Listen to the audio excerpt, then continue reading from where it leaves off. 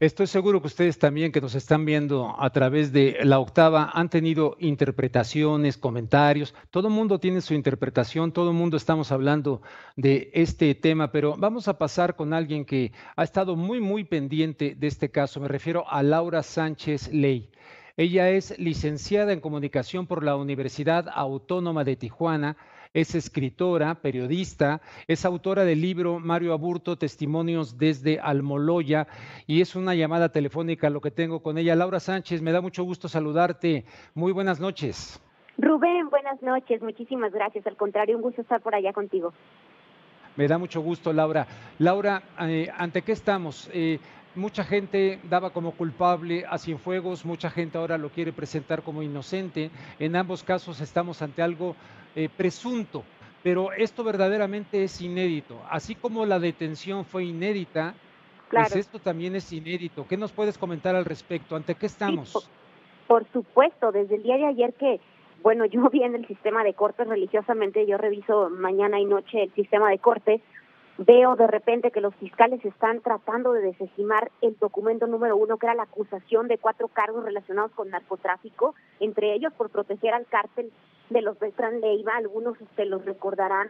Además, hay hasta series donde aparece este cártel histórico en México. Veíamos esto, ¿no? Veíamos esto y la verdad es que no lo comprendíamos porque la verdad, si te soy sincera, Rubén, lo que siempre vemos son extradiciones de México a Estados Unidos.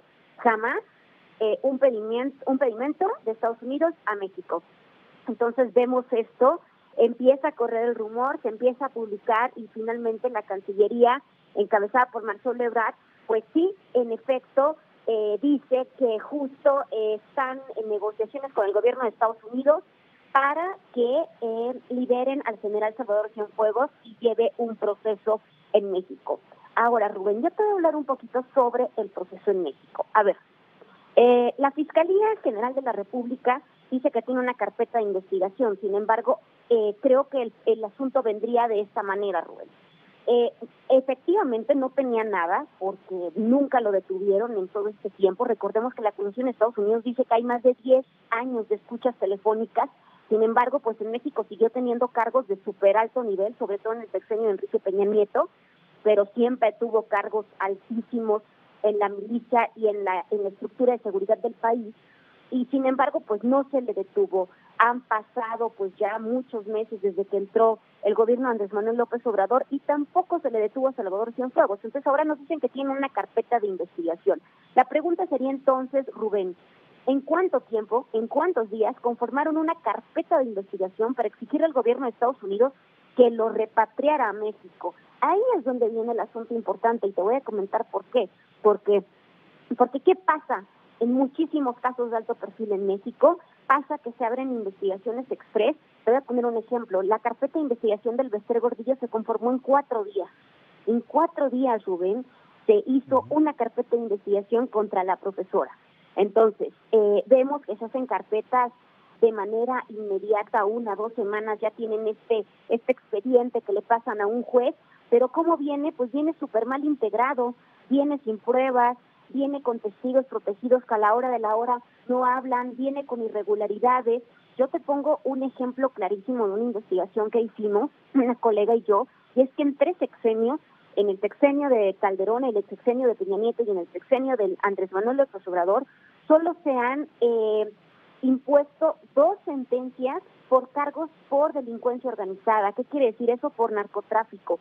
2 sentencias en 3 sexenios, Rubén. Entonces, en Estados Unidos se le acusó al general Cienfuegos de protección al narcotráfico. Vemos que en México solo 2 narcotraficantes han sido sentenciados por ese delito, pues ya vemos que es el 0.1% de impunidad. Entonces yo creo que lo que se espera es un panorama muy similar para el general Cienfuegos en caso de que exista una carpeta de investigación.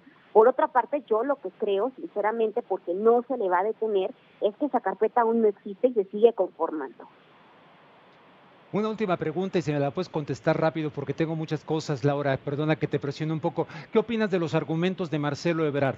Los delitos fueron cometidos en México y por lo tanto el acuerdo fue porque respeten ellos nuestra soberanía. Pues siempre ha sido así.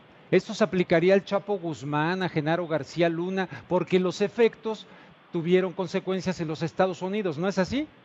Así es, eso es lo que la misma pregunta que nos hacemos. Justamente otra persona que está vinculada a este proceso directamente porque protegió al mismo cártel de Patrón, el H2, fue el exfiscal de Nayarit, Edgar Beitia, quien se encuentra actualmente encarcelado en Estados Unidos. Y pues bueno, lo que cometió Edgar Beitia son delitos de lesa humanidad que incluso están denunciadas en comisiones interamericanas por violaciones y tortura en México. Entonces la pregunta es, ¿por qué se le sentencia, por ejemplo, el exfiscal de Nayarit, que protegió exactamente al mismo personaje durante más de una década? ¿Y por qué se regresa a Cienfuegos? Yo creo que la respuesta está en el rango militar totalmente. Muy bien, Laura Sánchez, te agradezco muchísimo y te pido que estemos en contacto. Un gustazo que hayas estado aquí con nosotros esta noche. No, hombre, un gusto, abrazote por allá. Me siento como en casa, yo soy de Tijuana. Gracias, Laura Sánchez Ley de Buenas Tijuana. noches. Es el momento de